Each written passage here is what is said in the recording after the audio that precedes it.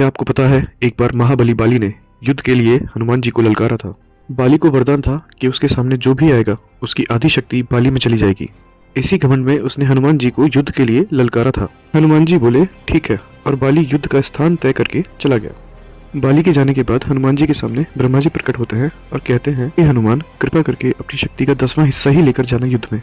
जैसे ही हनुमान जी बाली के सामने युद्ध मैदान में पहुंचे, बाली के शरीर में इतनी शक्ति आने लगी थी कि उसकी नसें फटने लगी थी। अब बाली को समझ में नहीं आ रहा था कि उसके साथ क्या हो रहा है।